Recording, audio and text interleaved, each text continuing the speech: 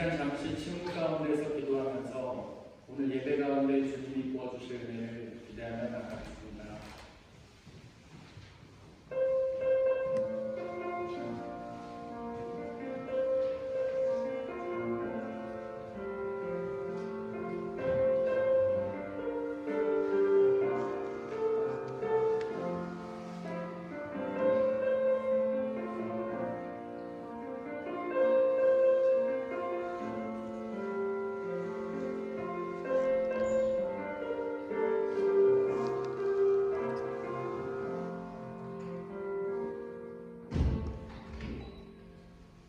오늘은 성탄절의 후 첫 번째 주일입니다.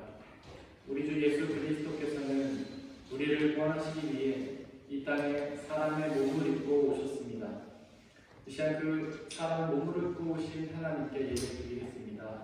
모두 자리에서 일어나십시오.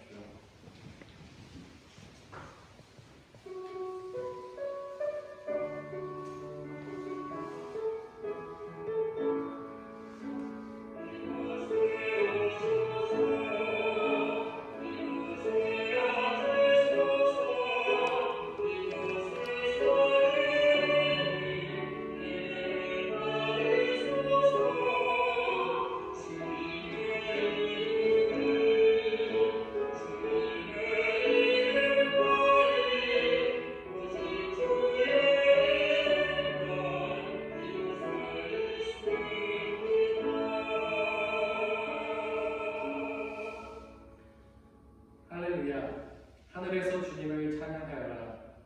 높은 곳에서 주님을 찬양하여라. 너희가 주님의 명을 따라서 창조되었으니 너희는 그 이름을 찬양하여라. 주님이 그의 백성을 강하게 하셨으니 찬양은 주님의 모든 성도들과 주님을 가까이 보시는 백성들과 이스라엘 백성이 마땅히 드려야 할일이라. 할렐루야. 하나님은 영이시니 예배하는 자가 영과 진리로 예배할지니라. 아멘. 이 시간 사도신경으로 우리의 신앙을 고백할 텐데 제가 입술로 고백할 테니 마음으로 함께해 주십시오. 나는 전능하신 아버지 하나님 천지의 창조주를 믿습니다. 나는 그의 유일하신 아들 우리 주 예수 그리스도를 믿습니다. 그는 성령으로 잉태되어 동정녀 마리아에게서 나시고 본디오 빌라도에게 고난을 받아 십자가에 못 박혀 죽으시고 장사된 지 사흘 만에 죽은 자 가운데서 다시 살아나셨으며 하늘에 오르시어 전능하신 아버지 하나님 우편에 앉아 계시다가 거기로부터 살아있는 자와 죽은 자를 심판하러 오십니다. 나는 성령을 믿으며 거룩한 공교회와 성도의 교제로 죄를 용서받는 것과 몸의 부활과 영생을 믿습니다. 아멘. Oh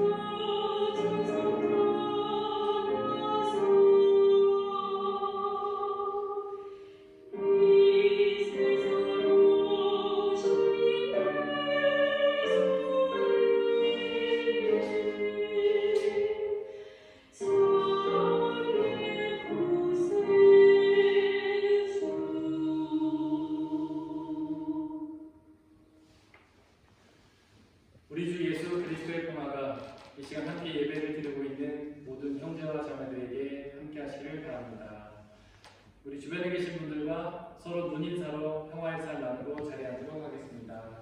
주의 평화가 함께 하시길 바랍니다. 주의 평화가 함께 하시길 바랍니다. 주의 평화가 함께 하시길 바랍니다. 이 시간에는 최은하 성도님께서 저희를 대신해 기도해 주시겠습니다.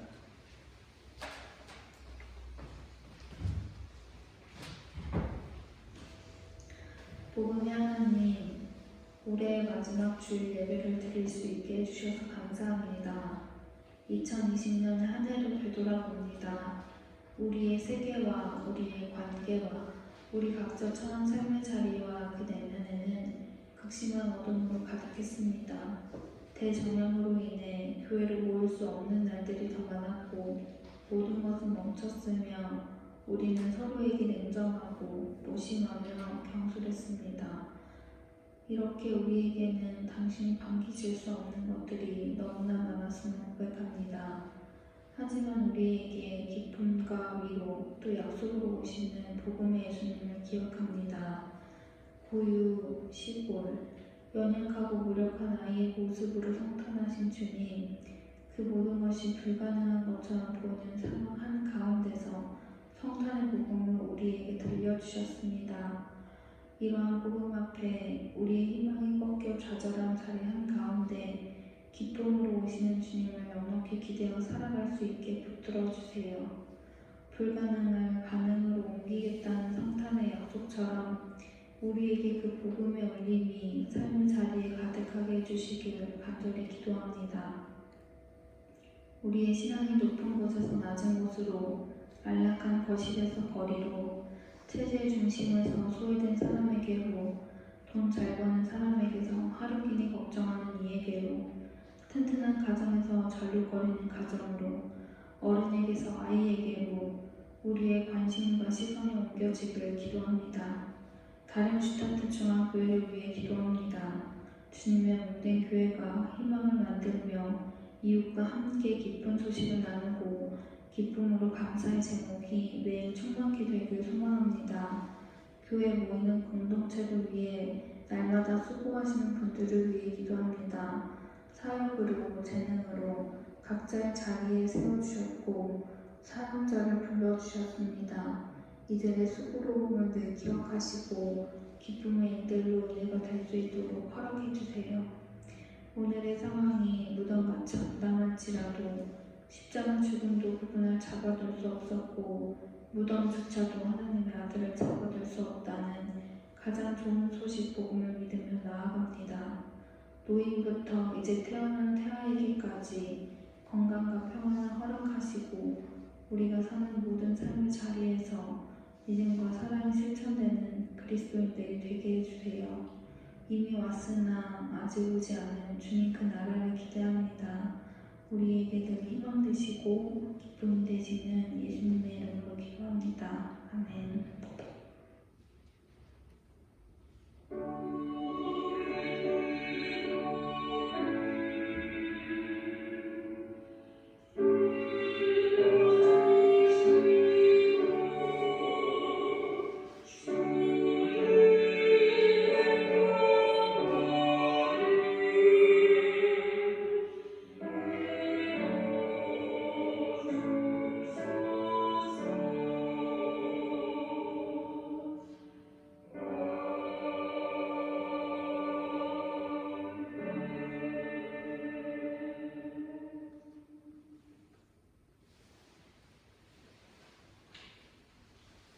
오늘의 일독서는 이사야 61장 10절에서 62장 3절입니다.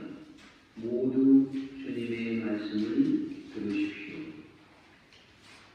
신랑에게 제사장이 관을 씌우듯이 신부를 핏물로 단장시키듯이 주님께서 나에게 구원의 옷을 입혀주시고 의의 겉옷으로 둘러주셨으니 내가 주님 안에서 크게 기뻐하며 내 영혼이 하나님 안에서 즐거워할 것이다.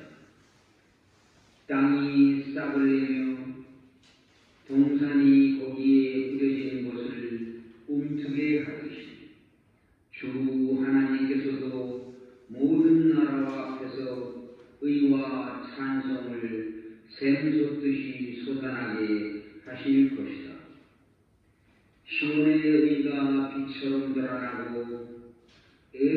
사람들의 구원이 횃불처럼 나타날 때까지 시온을 경외해야 하므로 내가 잠잠하지 않겠고 예루살렘이 구원받기까지 내가 쉬지 않겠다. 이방 나라들이 네게서 의가 이루어지는 것을 볼 것이다. 왕이 네가 받은 영광을 볼 것이다. 사람들이 너를 부를 때 주님께서 네게 지어주신 새 이름으로 부를 것이다. 또한 너는 주님의 손에 들려있는 아름다운 멸관이 될 것이며 하나님의 손바닥에 놓여있는 왕관이 될 것이다. 이것은 거룩하신 하나님의 말씀입니다.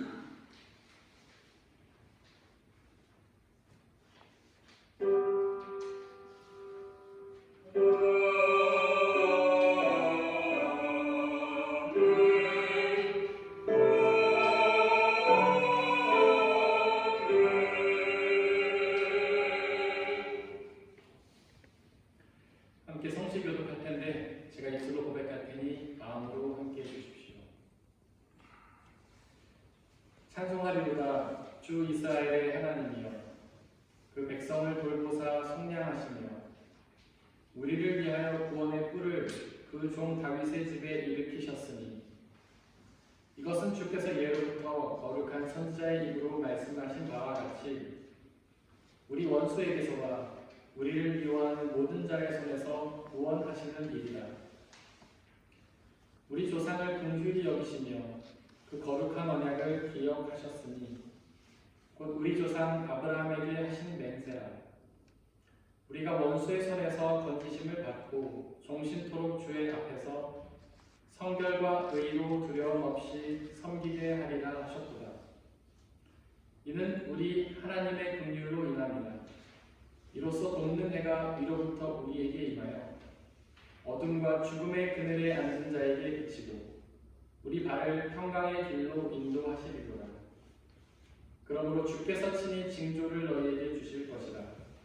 보라, 처녀가 잉태하여 아들을 낳을 것이요 그의 이름을 임마누엘이라 하리라. 아멘.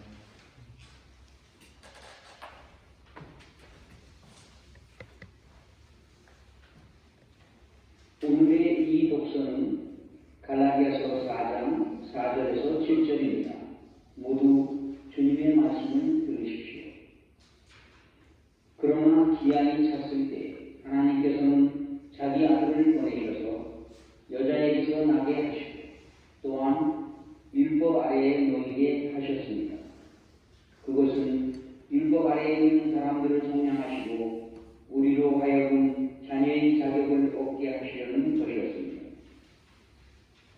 그런데 여러분은 자녀임으로 하나님께서 그 아들의 영혼을 우리 마음에 보내주셔서 우리가 하나님을 아빠, 아버지라고 부를 수 있게 하셨습니다. 그러므로 여러분 각 사람은 이제 종이 아니라 자녀입니다. 자녀이면 하나님께서 세워주신 상속자이기도 합니다. 이것은 거룩하신 하나님의 말씀입니다. 아멘. 오늘의 상독서는 누가복음 2장 22절에서 40절입니다. 모두 주님의 말씀을 들으십시오. 모세의 법대로 그들이 정결하게 되는 날이 차서 그들은 아기를 주님께 드리려고 예루살렘으로 데리고 올라갔다. 그것은 주님의 율법에 기록된 바 어머니의 태를 처음 여는 사내아이마다 주님의 거룩한 사람으로 들릴 것이다 한대로 하는 것이요 또 주님의 율법에 이르신 바 산비둘기 한 쌍이나 어린 집비둘기 2마리를 드려야 한다 한대로 희생제물을 드리기 위한 것이었다. 그런데 마침 예루살렘에 시몬이라는 사람이 있었는데 그 사람은 의롭고 경건한 사람이고 이스라엘이 받을 위로를 기다리고 있었고 또 성령이 그에게 임하여 계셨다. 그는 주님께서 세우신 그리스도를 보기 전에는 죽지 아니할 것이라는 성령의 지시를 받은 사람이었다. 그가 성령의 인도로 성전에 아기 부모가 율법이 정한 대로 행하고자 하여 아기 예수를 데리고 들어왔다. 시몬이 아기를 자기 팔로 받아서 안고 하나님을 찬양하여 말하였다. 주님, 이제 주님께서는 주님의 말씀을 따라 이 종을 세상에서 평안히 떠나가게 해주십니다. 내 눈이 주님의 구원을 보았습니다. 주님께서 이곳을 모든 백성 앞에 마련하셨으니 이는 이방 사람들에게는 계시한 빛이요 주님의 백성 이스라엘에게는 영광입니다. 아기의 아버지와 어머니는 시몬이 아기에 대하여 한 이 말을 듣고서 이상하게 여겼다. 시몬이 그들을 축복한 뒤에 아기의 어머니 마리아에게 말하였다. 보십시오, 이 아기는 이스라엘 가운데 많은 사람을 넘어지게도 하고 일어서게도 하려고 세우심을 받았습니다. 비방받는 표징이 되게 하려고 세우심을 받았습니다. 그리고 칼이 당신의 마음을 찌를 것입니다. 그리하여 많은 사람의 마음속 생각들이 드러나게 될 것입니다. 아셀 지파에 속하는 반면의 딸로 안나라는 여애자가 있었는데 나이가 많았다. 그는 처녀 시절을 끝내고 7해를 남편과 함께 살고 과부가 되어서 84살이 되도록 성전을 떠나지 않고 밤낮으로 금식과 기도로 하나님을 섬겨왔다. 바로 이때 그가 나가서도 하나님께 감사를 드리고 예루살렘의 구원을 기다리는 모든 사람에게 이 아기에 대하여 말하였다. 아기의 부모는 주님의 율법에 규정된 모든 일을 마친 뒤에 달리 자기네 고향 동네 나사렛에 돌아왔다. 아기는 자라나면서 튼튼해지고 지혜로 가득 차게 되었고 또 하나님의 은혜가 그와 함께 하였다. 이것은 거룩하신 하나님의 말씀입니다. 아멘.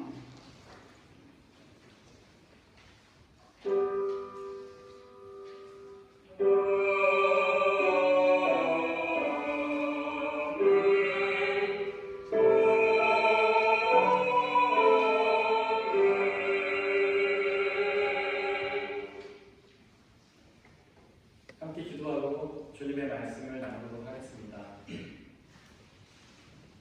우리를 사랑하시는 아버지 하나님, 하나님께서 우리를 위해서 행하시는 모든 일들을, 우리가 경험하는 그 모든 일들은 하나님께서 우리를 사랑하셔서 행하시는 일임을 고백합니다. 그러나 우리는 너무나 어리석고 우둔하여서 또 세상의 삶을 살면서 우리의 눈과 귀가 어두워져서 하나님의 뜻을 보고도 듣고도 깨닫지를 못합니다. 우리의 어리석음을 용서하여 주시옵소서. 이 시간 그 어리석음을 깨우치고 하나님의 진리의 빛을 깨달을 수 있는 당신의 귀한 말씀들을 우리에게 선포하여 주시고 진리의 영이신 성령 하나님 우리와 함께하여 주시사 그 말씀의 비밀을 깨닫고 믿어 그 말씀 속에 있는 영원한 생명과 세상에서 기쁨과 자유를 누릴 수 있는 비결들을 깨닫게 하여 주옵소서. 이 시간 성령님 우리를 주장하여 주시고 말씀이 선포되고 듣는 것 외에 그 어떤 것도 우리의 마음을 사로잡지 못하도록 역사해 주옵소서. 예수님의 이름으로 기도드렸습니다. 아멘. 우리 아버지 하나님과 예수 그리스도께서 주시는 은혜와 평화가 여러분들에게 있기를 바랍니다. 오늘은 성탄절 후 첫 번째 주일입니다. 우리 주 예수 그리스도께서 이 땅에 우리와 똑같은 사람의 몸을 입고 오신 것을 기억하며 감사하는 절기주. 오늘의 이독서 갈라디아서는 사도 바울이 갈라디아 교회에 쓴 편지입니다. 그 교회 안에는 갈등이 있었는데요. 유대인 그리스도인들과 이방인 그리스도인들 사이의 갈등이었습니다. 혹시 유대인 그리스도인과 이방인 그리스도인이란 말이 생소하십니까? 유대인 그리스도인들은 원래 유대인이었지만 예수님을 믿고 그리스도인들이 된 사람들을 의미하고 이방인 그리스도인들은 원래 이방인이었지만 예수님을 믿고 그리스도인들이 된 사람들을 의미합니다. 이 둘 사이의 갈등은 율법에서 시작이 되었습니다. 율법은 하나님이 당신의 백성들에게 지키라고 명령하신 말씀인데요. 넓게 보면 모세오경, 좁게 보면 십계명이라고 말할 수 있습니다. 유대인들은 스스로를 하나님의 택함을 받은 선민이라고 여겼기 때문에 이 율법을 잘 지켰죠. 그리고 그들은 예수님을 믿은 후에도 계속해서 그 율법을 지켰는데요. 바로 예수님이 율법을 허락하신 하나님이라고 믿었기 때문입니다. 하지만 이방인 그리스도인들은 원래부터 하나님을 믿지 않던 사람들이잖아요. 그러니 당연히 율법을 지킨 적이 없었죠. 그들은 예수님을 믿은 후에도 율법을 지킬 생각을 전혀 하지 못했습니다. 바로 이런 이방인 그리스도인들을 유대인 그리스도인들이 못마땅하게 여긴 것입니다. 유대인 그리스도인들이 생각할 때에 이방인 그리스도인들도 율법을 지켜야만 했습니다. 앞서 말씀드린 것처럼 그 율법은 하나님이 지키라고 명령하신 것 아닙니까? 하나님을 믿는 사람들이 하나님이 명령하신 율법을 지키는 것은 당연한 일이라고 생각하는 것입니다. 게다가 율법은 나쁜 게 아니잖아요. 그 핵심은 바로 하나님을 사랑하고 이웃을 사랑하라는 내용이잖아요. 그 얼마나 신앙적이고 도덕적이며 인간적입니까? 게다가 이독서 4절에 기록된 것처럼 예수님도 율법 아래서 나셨잖아요. 즉 예수님도 율법을 지키는 유대인으로 태어나셨던 것입니다. 그렇게 그 예수님을 믿는 사람들도 당연히 그 율법을 지켜야 한다고 주장했던 것이죠. 그렇습니다. 율법은 하나님이 우리에게 주신 것입니다. 그것을 지키면 하나님도 기뻐하시고 이웃들도 좋아할 것입니다. 그리고 예수님이 율법 아래 태어나신 것도 맞는 말입니다. 하지만 예수님이 그렇게 율법 아래 태어나신 이유는 그 율법을 지키기 위함은 아니었습니다. 복음서를 보십시오. 예수님이 율법을 지키기 위해 애를 쓰셨습니까? 아니잖아요. 오히려 그 율법을 어기신 적이 더 많았잖아요. 안식일법도 여러 번 어기지 않았습니까? 안식일에는 아무런 일을 하지 말고 쉬어야 하는데 예수님은 그 안식일에 병든 사람들을 고쳐주셨잖아요. 그렇다면 예수님은 도대체 왜 율법 아래서 태어나신 것일까요? 5절에 보니까 그 이유는 바로 율법 아래에 있는 사람들을 속량하시기 위함이었습니다. 속량이라는 말은 억압당하던 사람들을 그 억압에서 구해낸다라는 뜻입니다. 즉 예수님은 율법 아래에서 율법에 억압당하던 사람들을 구하시기 위해 율법 아래로 오셨던 것이죠. 사실 그 율법이 유대인들을 얼마나 많이 억압했습니까? 율법 중에서 안식일 계명만 600개가 넘는다고 하는데요. 안식일에 해야 할 일들과 하지 말아야 할 일들이 600개나 되는 것입니다. 그 숫자만 들어도 이미 우리는 그 율법에 억압되지 않습니까? 그렇게 율법은 유대인들을 율법의 종으로 만들었던 것입니다. 종에게 자유가 있습니까? 없습니다. 그저 종은 주인이 시키는 대로 따르며 살 뿐입니다. 그렇게 유대인들은 율법의 종이 되어서 아무런 자유도 없이 율법이 시키는 대로만 행하며 종처럼 살았던 것입니다. 사실 오늘날에도 우리 주변에도 그렇게 율법의 종으로 살아가는 사람들이 많지 않습니까? 많은 신앙인들이 주일 성수나 헌금이나 봉사와 같은 여러 율법들에 눌려서 종처럼 살아가기도 하잖아요. 하지만 예수님은 우리를 그 율법에서 속량하시기 위해 오셨다는 사실을 기억하시기를 바랍니다. 갈라디아서 3장 10절에서 바울은 율법이 저주가 될 수도 있다고 선포합니다. 이게 무슨 이상한 말입니까? 앞서 말씀드린 것처럼 율법은 하나님이 우리에게 주신 것이 아닙니까? 하나님이 우리에게 주신 것은 모두가 다 은혜와 축복이잖아요. 그런데 왜 바울은 하나님이 우리에게 주신 율법이 은혜가 축복이 아니라 오히려 저주가 될 수도 있다고 생각했던 것일까요? 한번 깊게 생각해 보시기를 바랍니다. 율법의 핵심은 하나님을 사랑하고 이웃을 사랑하는 것 아닙니까? 거기서 더 중요한 것은 율법을 지키는 행위가 아니라 바로 하나님과 이웃을 사랑하는 마음입니다.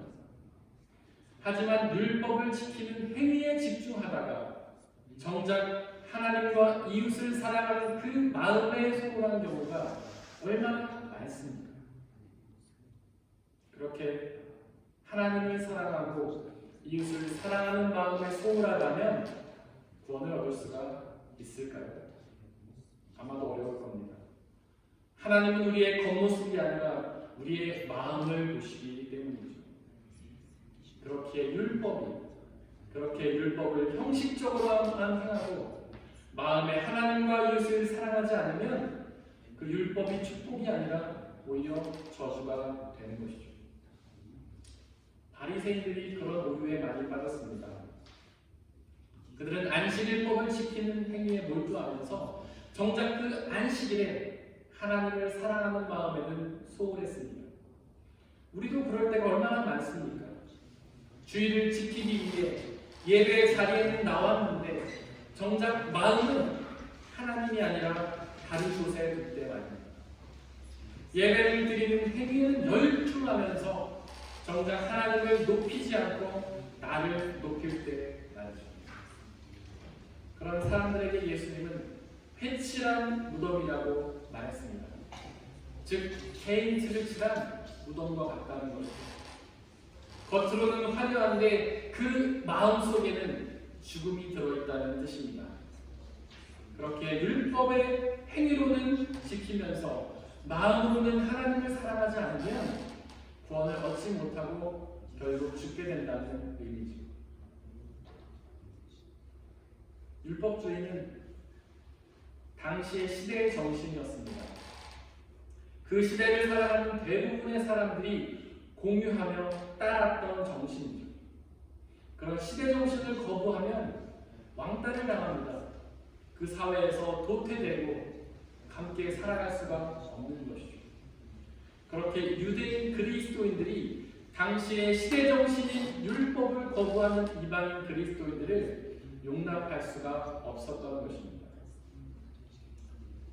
그런데 여러분들, 과연 시대 정신이 진리일까요? 그런 시대 정신이 영원히 변하지 않는 완전한 사실일까요?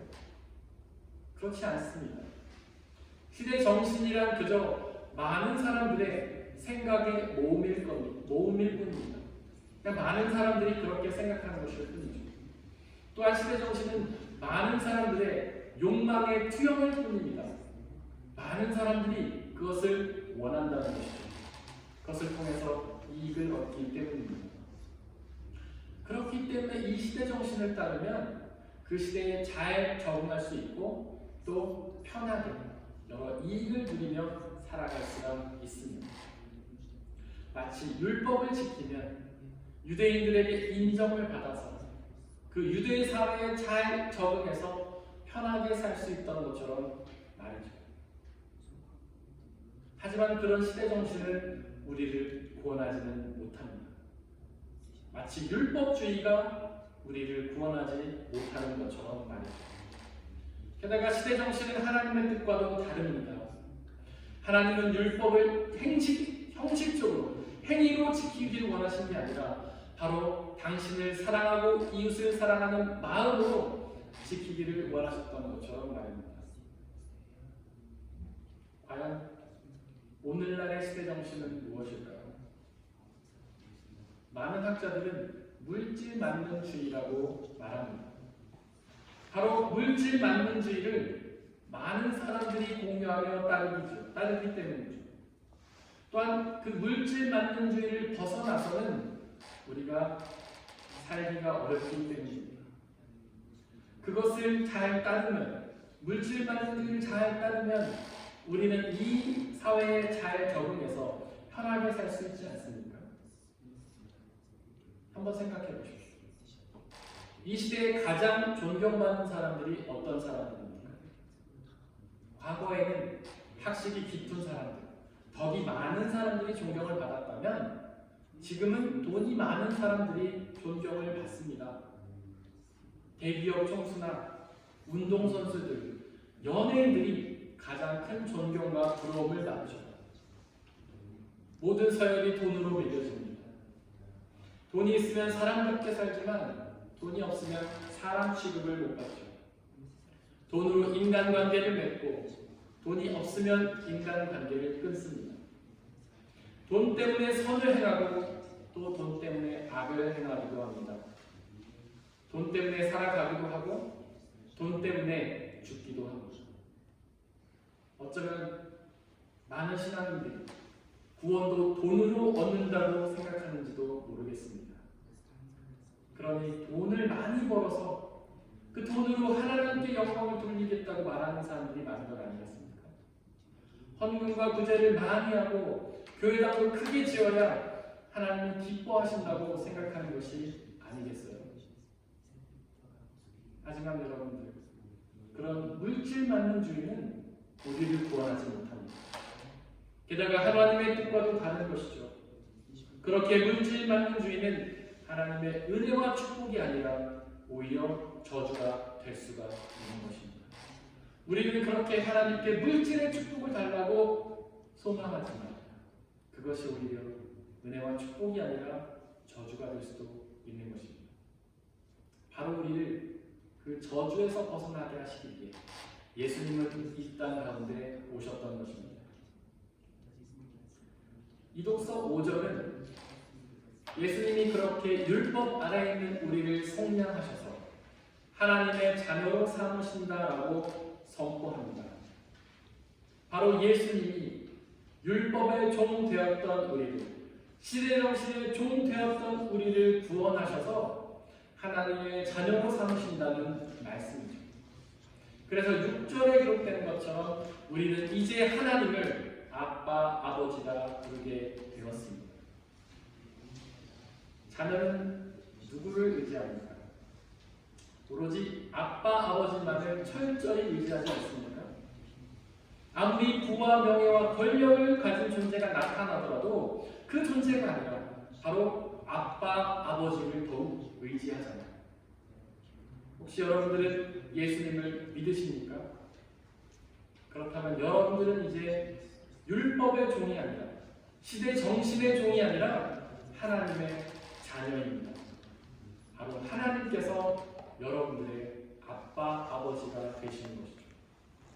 그렇게 더 이상 율법과 시대 정신의 종로를 타지 말고 오직 그 아빠, 아버지만을 전적으로 믿고 따르시기를 바랍니다. 하나님을 아빠, 아버지라고 고백하는 자녀들에게는 특권이 주어지는데요. 먼저 아빠, 아버지에게 사랑과 신뢰를 받을 특권입니다.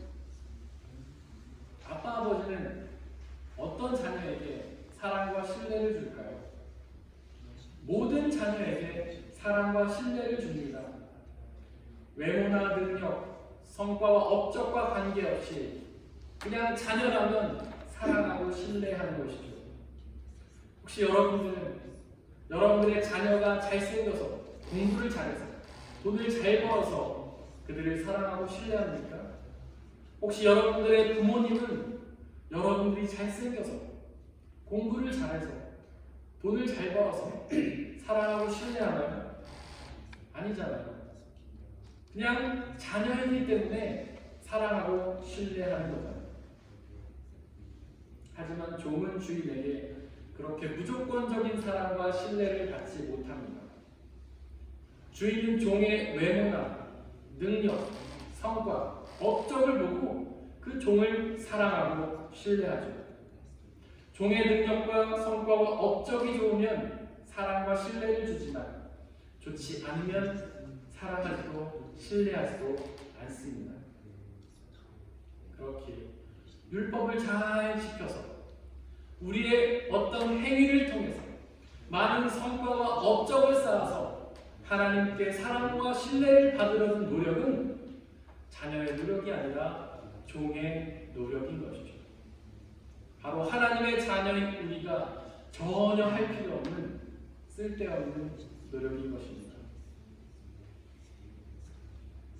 또한 자녀가 누릴 특권은 자유입니다. 즉 자녀에게는 아빠, 아버지가 맡기시는 일들을 행할 자유도 있고 행하지 않을 자유도 있는 것이죠. 아버지가 시키는 것들을 하지 않는다고 해서 큰 벌을 받는 것도 아닙니다. 하지만 자유롭게 순종하면 그 순종으로 인해 큰 기쁨을 누리게 되는 것입니다. 그처럼 하나님을 아빠, 아버지라고 부르는 우리 자녀들은 자유를 누립니다. 즉 율법을 지킬 자유와 지키지 않을 자유를 누리게 되는 것이죠. 율법을 지키지 않아도 큰 벌을 받지 않고 자유를 지키게 되면 큰 기쁨을 얻게 되는 것입니다. 하지만 종에게는 자유가 없지 않습니까? 주인이 명하는 일들은 무조건 순종해야 하잖아요. 하지 않으면 큰 벌을 받게 되고 억지로 순종하니 기쁨도 전혀 없잖아요. 여러분들은 하나님의 말씀에 어떤 모습으로 순종하고 계십니까? 여러분들은 율법의 종이 아니라 하나님의 자녀라는 사실을 분명히 기억하시기를 바랍니다. 하나님의 자녀이기 때문에 억지로 율법을 지키는 것이 아니라 율법을 지킬 자유가 있으며 자유롭게 지키면 기쁨을 얻게 된다는 사실을 기억하시기를 바랍니다. 또한 7절에 기록된 것처럼 자녀의 특권은 상속자가 되는 것입니다. 아빠, 아버지 하나님의 재산을 상속받게 되는 것이죠. 과연 어떤 재산을 상속받게 될까요? 하나님의 재산이 무엇입니까? 먼저 온 우주 만물입니다. 바로 우리 아빠, 아버지 하나님께서 이 온 우주 만물을 지으신 창조주이시기 때문이죠. 아빠, 아버지 하나님은 자녀된 우리를 위해 온 우주 만물을 움직여서 필요를 채워주십니다. 혹시 동의가 안 되십니까? 필요한데도 전혀 주지 않으신다고요? 달라고 해도 전혀 주지 않으신다고 생각하십니까? 아닙니다. 그렇지 않습니다. 하나님은 우리에게 필요한 게 있으면 반드시 주십니다. 빌립보서 4장 19절에서도 하나님께서는 자기의 풍성하심을 따라 여러분들에게 필요한 것을 모두 채워주실 거라고 약속하지 않으셨습니까? 채워주시지 않는 이유는 우리에게 필요하지 않기 때문입니다.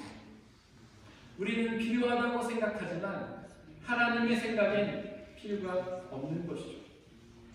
아이가 달라고 한다고 해서 부모가 다 주지는 않잖아요. 아이에게 필요하면 주지만 필요하지 않으면 주지 않잖아요.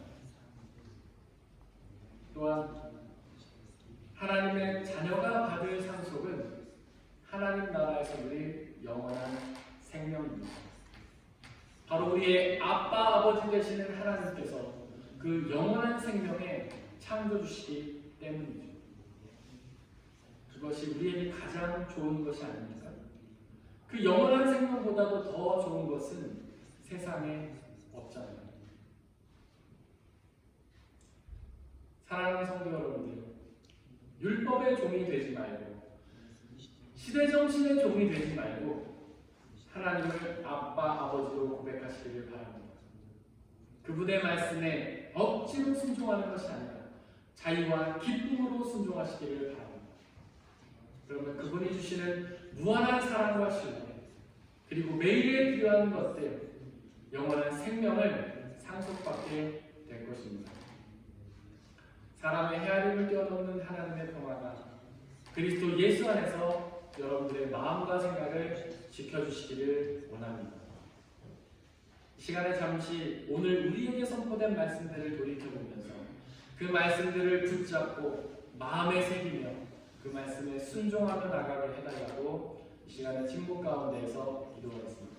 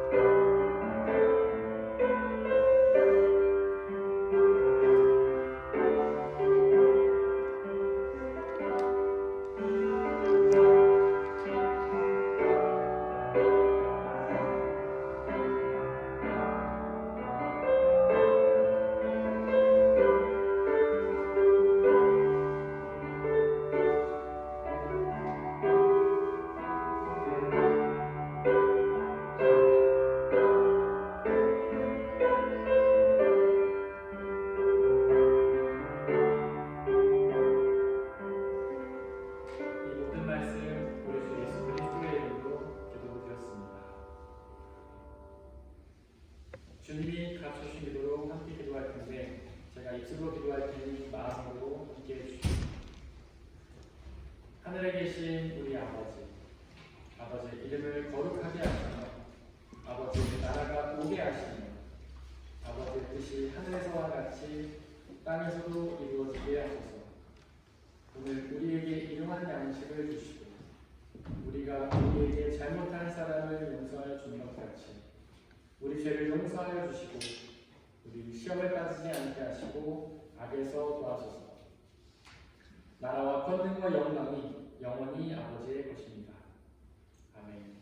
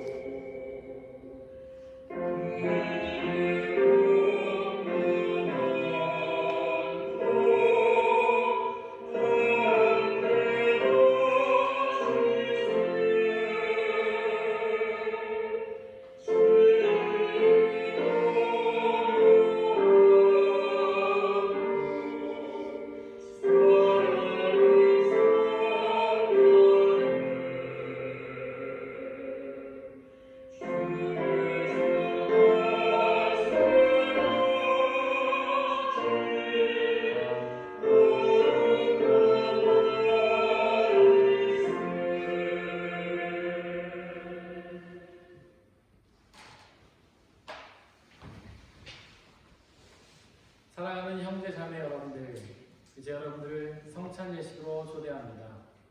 성찬 예식은 하나님 나라 백성들의 기쁨의 잔치입니다.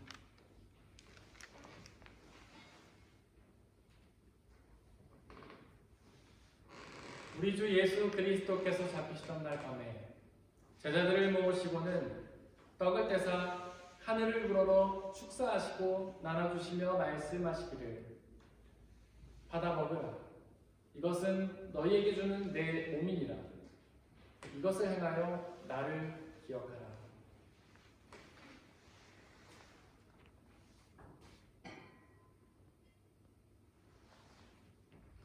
또한 예수께서는 잔을 가지사 하늘을 우러러 축사하시고 나눠주시며 말씀하시기를 받아 마시라. 이것은 너희의 죄를 사하기 위하여 흘리는 나의 피, 곧 언약의 피니라. 이것을 행하여 나를 기억하라.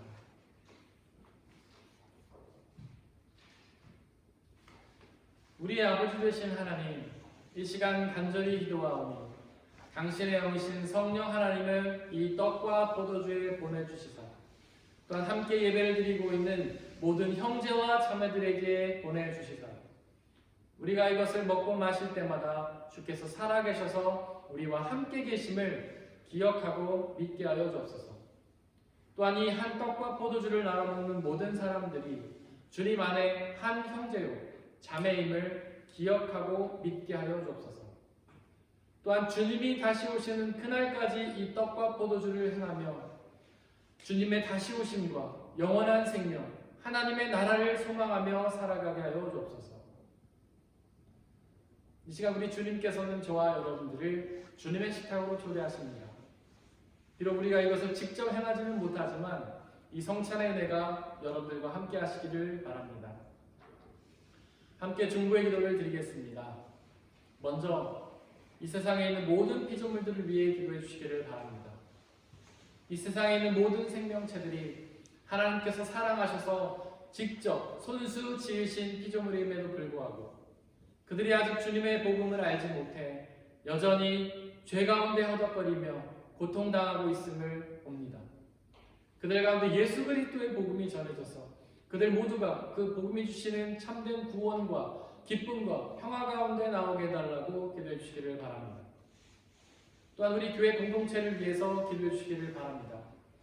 비록 연약하고 부족한 사람들의 모임이지만 성령 하나님께서 함께하여 주시사 이 땅에 하나님의 나라로 이루어 주시고 우리의 교회 공동체를 통해 복음이 온전히 선포되며 그 복음이 주시는 구원과 기쁨을 받아 누리며 그 구원의 소식을 지역사회에 전하는 그 사명 감당하는 교회 되게 해달라고 기도해 주시기를 바랍니다. 또한 한 사람 한 사람 우리 지체들을 기억하며 기도해 주시기를 바랍니다. 그들 모두가 하나님을 온전히 아빠 아버지로 고백하며 더 이상 율법의 종로를 타지 아니하고 세상의 가치에 시대정신의 종로를 타지 아니하고 오직 주님이 주시는 참 자유와 기쁨을 누리며 자녀의 특권을 누리게 해달라고 중보해 주시기를 바랍니다. 이 시간 함께 침묵 기도를 통하여 묵상 가운데에서 중보의 기도를 드리겠습니다.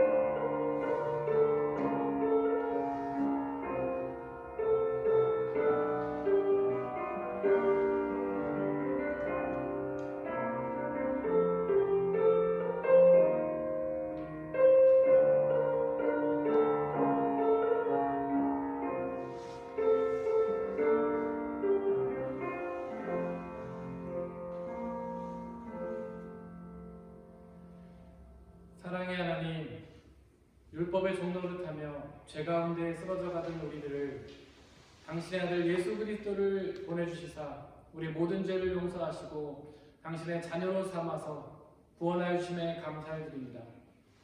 하나님, 그러나 여전히 저희는 어리석어서 주님이 우리에게 선포하신 자유를 망각하고 여전히 율법과 시대 정신과 세상의 가치에 종노릇하며 살아갈 때가 얼마나 많았는지요. 하나님을 섬기려는 말씀에 순종하는 것도 자유와 기쁨으로 하지 아니하고 종노릇하며 억지로 하며 아무런 기쁨도 없이 할 때가 얼마나 많았습니까? 하나님, 저희의 어리석음을 용서하여 주시고 자유의 복음을 우리에게 전해주시사 더 이상 율법과 시대 정신에 종노릇하지 아니하며 아버지 하나님을 아빠 아버지라 부르며 당신의 자녀로 살아갈 수 있도록 역사해 주옵소서.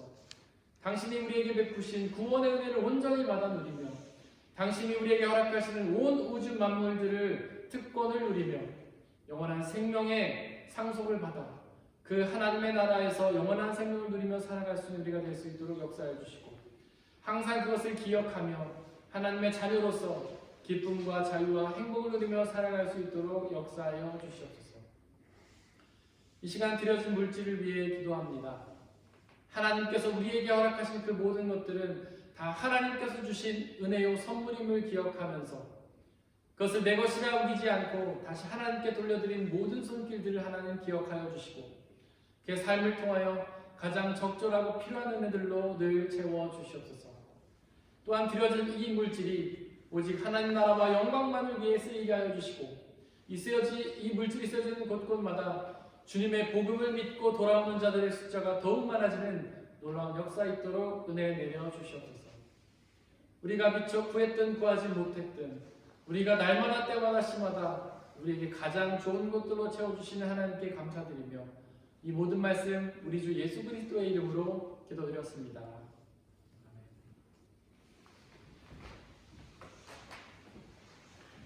예수님의 이름으로 예배에 참석하신 모든 분들을 진심으로 환영합니다. 우리 옆에 있는 분들에게 박수로 환영했으면 좋겠습니다.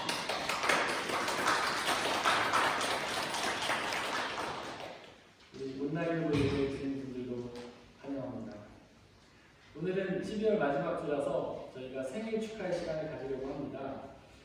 12월달 생일자를 말씀을 드리면 10일 이형규 집사님, 10일 나, 17일 서가영 성민 자매님, 19일 정영아 집사님, 21일 시민타오 성도님, 22일 이슬기 자매님, 그리고 24일 오토마 집사님, 음력이지만 28일 김미영 집사님이십니다.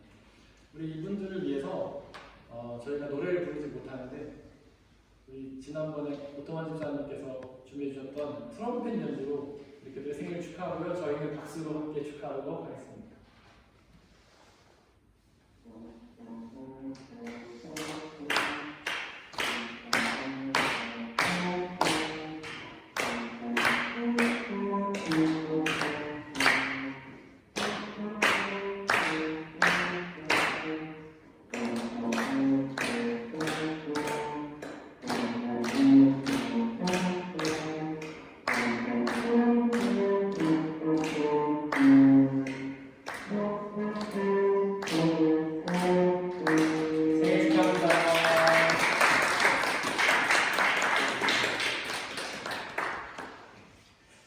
돌아오는 목요일 8시에 송구 영신 예배가 있는데 온 교회에서도 드리고 온라인으로도 함께 드립니다.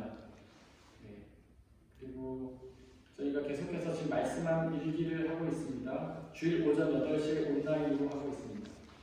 그리고 다음 주 주일에는 예배 설교가 마치고서 우리 정영광 형제님의 부모님 되시는 정영태 이화 신선교사님께서 간단하게 선교 보고를 해주실 예정입니다.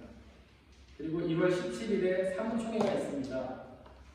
사무총회도 마찬가지로 현장과 운영을 동시에 진행하려고 합니다. 이번에 특별 안건으로는 우리 오미화 집사님께서 안수 집사님으로 되시는 것에 대해서 투표를 하도록 하겠습니다. 그리고 21일이 아니고요. 2021년 달력과 묵상지에 준비되어 있으니까 필요하신 분들 가져가시길 바랍니다. 그리고 수요 모임, 청년부 수요 모임은 1월 달에 방학을 하도록 하겠습니다. 저희가 한 주 동안 중보해야 할 곳은 브라질 바라시교의 김창신, 김희식 선교사님, 고향교회 최용 목사님이십니다. 계속해서 오이코스 선교회 선교사님들 중에 코로나 확진이 되셔서 지금 고통 중에 계신 분들이 있으니까 중보를 부탁을 드리겠습니다. 그리고 저희가 직접 선교하는 분들은 아니지만 저희 자카르타, 인도네시아 자카르타에 저희 교단 선교사님들이 계신데 한 가정이 안타깝게도 코로나로 주님의 부르심을 받았습니다. 그 분들을 위해서도 기도해주시기 바랍니다. 우리 다 함께 일어나셔서 115장 1절 마음으로 찬양해 주시기 바랍니다.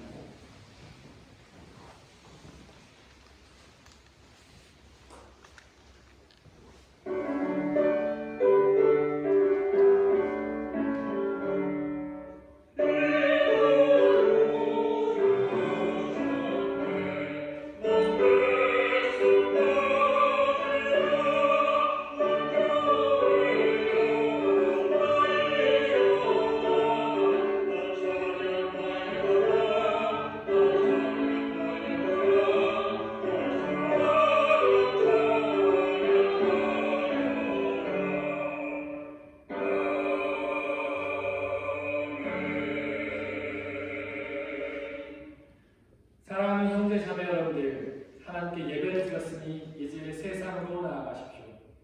바로 그곳에서 오직 하나님만을 아빠, 아버지로 고백하며 살아가시기를 바랍니다. 비록 우리의 삶이 쉽지는 않겠지만 우리와 항상 함께하는 성령님을 의지하고 그분이 주시는 평안함과 자유함에 거하시기를 바랍니다. 지금은 우리 주 예수 그리스도의 은혜와 아버지 하나님의 한없이 사랑하심과 성령님의 교제하심, 위로 인도 보호하심이 우리 모든 성도님들 머리머리 위에와 그들이 속한 가정과 학업과 일터와 그들이 만나는 모든 사람들 위에 지금부터 영원토록 함께해 주시기를 간절히 축원하옵나이다.